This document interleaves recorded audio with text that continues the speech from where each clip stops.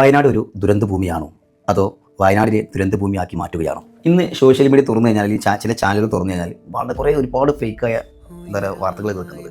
പിന്നെ അവിടെ വലിയ ദുരന്തം നടന്നു, ഒരുപാട് കള്ളാടിയിൽ 40 ആളുകളെ കാണാതായി, അതുപോലെ തന്നെ 20 ആളുകളെ ഇനിയും കാണാനുണ്ടെന്നൊക്കെ പറഞ്ഞിട്ട് വലിയ വാർത്തകൾ ജനിപ്പിക്കുന്നുണ്ട്.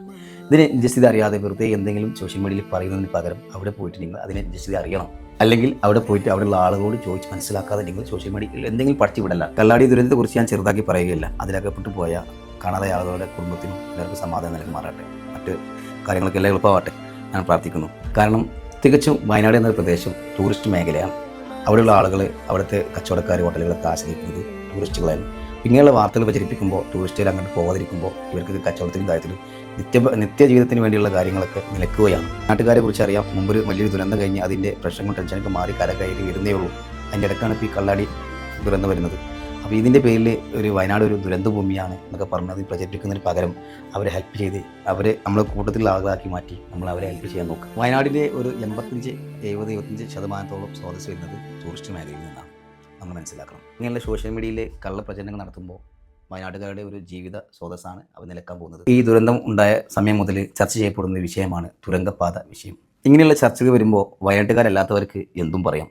പക്ഷേ വയനാട്ടുകാർക്ക് അറിയാം, ചർച്ചകൾ നടക്കുമ്പോൾ ഇതിനിടയിൽ കുടുങ്ങിക്കിടക്കുന്നത് അവിടുത്തെ പാവപ്പെട്ട വയനാട്ടുകാരാണ്. കാരണം നമുക്ക് എന്തെങ്കിലും സംഭവിച്ച ഒരു പനിയാണെങ്കിൽ പോലും നമുക്ക് സംഭവിച്ചു കഴിഞ്ഞാൽ തൊട്ടടുത്ത് മെഡിക്കൽ കോളേജ്, ഹോസ്പിറ്റല്, മിംസ്, അതുപോലെ പോകാനുള്ള 4 വരി പാത എല്ലാം നമ്മുടെ മുന്നിൽ അവൈലബിൾ ആണ്. വയനാട്ടുകാരെ സംബന്ധിച്ചിടത്തോളം എന്തെങ്കിലും ഒരു പെട്ടെന്ന് എമർജൻസി കേസ് വന്നു കഴിഞ്ഞാൽ അവർക്ക് ആശ്രയിക്കാനുള്ളത് ചുരമാണ്. ആ ചുരം ഇറങ്ങി വരുമ്പോൾ 4-3 മണിക്കൂറും വൈകിയത് കാരണം ഒരുപാട് ജീവൻ പൊലിഞ്ഞു പോയിട്ടുണ്ട്. എയർപോർട്ട് പോകുന്ന വ്യക്തിക്ക്, വയനാട്ടിൽ നിന്ന് പോകുന്ന വ്യക്തിക്ക് വൈകുന്നേരം പോകേണ്ട അവർക്ക് രാവിലെ തന്നെ ഇറങ്ങേണ്ട അവസ്ഥയാണ്. കാരണം ചുരം എന്താവും, ചുരം എങ്ങനെ ആവുമെന്ന് അവർക്കറിയില്ല. അതുപോലെ തന്നെ റെയിൽവേ സ്റ്റേഷൻ, അതുപോലെ എല്ലാ കാര്യങ്ങളും നമ്മളെപ്പോലെയല്ല, അവർക്ക് മറ്റുള്ള ജില്ലകളെ ആശ്രയിക്കേണ്ട അവസ്ഥ. എനിക്ക് പറയാനുള്ളത് സത്യം പോലെ വാർത്തകൾ പ്രചരിപ്പിക്കുക.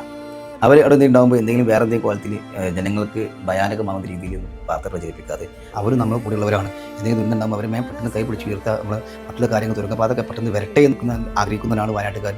അവർ കൂടെ ഒന്നാണ് ഞാൻ പറയുന്നത്, ഒരു വയനാട്ടുകാരായതുകൊണ്ട് ഞാൻ പറയുന്നത്. അപ്പോൾ ഇതിനൊന്നും ആരും വിമർശനം വരുന്നത്, അത് തടസ്സപ്പെടുത്തത്. തുരങ്കപാത വന്നു കഴിഞ്ഞാൽ എല്ലാവർക്കും, വയനാട്ടുകാർക്കും യാത്രക്കാർക്കും എല്ലാവർക്കും ബിസിനസ്സിലേക്ക് ഉപകാരത്തിനാണ്. അപ്പോൾ വീണ്ടും കാണാം.